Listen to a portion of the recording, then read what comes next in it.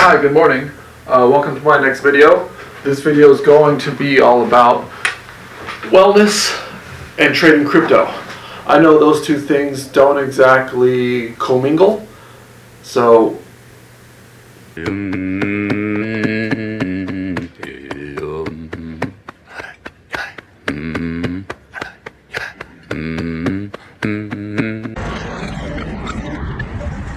find your rhythm. I used to hear that all the time when I was younger and playing sports, and I never really understood what it meant. I guess over time and a lot of practice with sports, I started to understand a little better. Those times that I was at the free throw line playing basketball with a lot of pressure. Don't worry guys, I got these. I'm very good at free throws.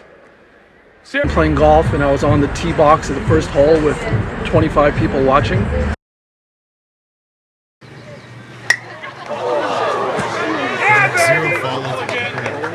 Those are times when you tend to lose your rhythm. Another thing I started to realize as I got older is the rhythm wasn't just tied to the physical activities. The rhythm was more tied to my mental approach to things and also my ability to control my breathing under stress. It wasn't until I discovered Wim Hof and his method for cold showers that I started understanding how my body reacted to stressors and how I could control my mind and my body under duress. If you don't know who Wim Hof is, take a look. Wim Hof, or as some of you may know him, the Iceman.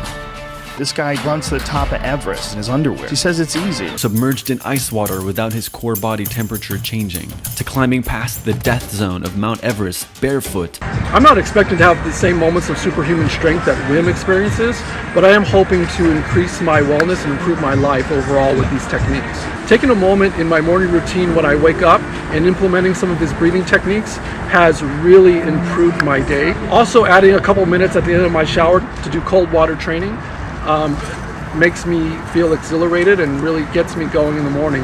It's almost like I don't need coffee anymore. These breathing techniques and shower routines all point me in the direction of wellness.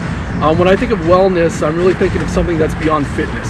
As a young man, I really believed that pumping iron, lifting a lot of weights, consuming tons of protein was a way to be fit, but I didn't really consider the wellness part of the equation. You really owe it to yourself to learn these methods and try to onboard them into your routine. 7 days to get used to it, 21 days to onboard it, and then 3 months to make it a life-changing habit.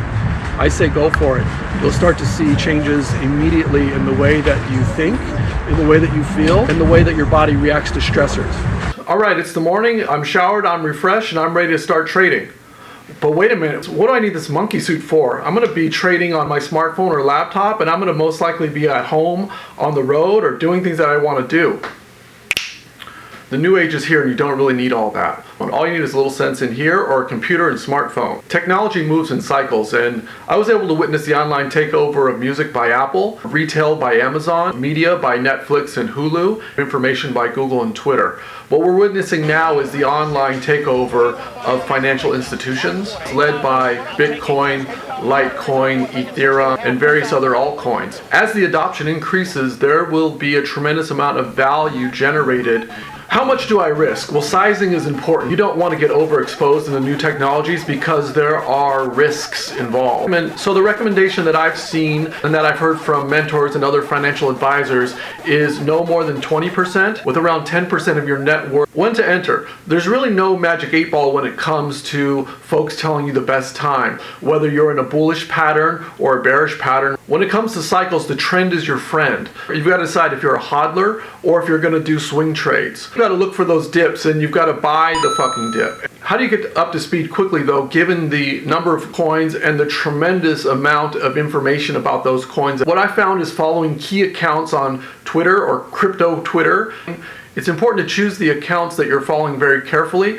Form opinions and do your own research. As you get indoctrinated into Twitter, you'll find that you're following frogs, unicorns, and meme accounts. And some of these folks are OGs who've been around for 6 or more years, and they're able to understand the trends in the market and also manipulate the market. So they may be in for a trade looking at that 5 to 7%, then sharing that information with you. You could be a victim of what's called a pump and dump. When you're not operating at your optimal level, you can be susceptible to bad trades and bad decision making. It's sort of like a cake. You're not going to have the eggs and the milk and the flour separately. It's all mixed together. So what you do in your free time when you're away from trading, is one for one connected to the results that you're going to get out of your trading life. It's all definitely connected.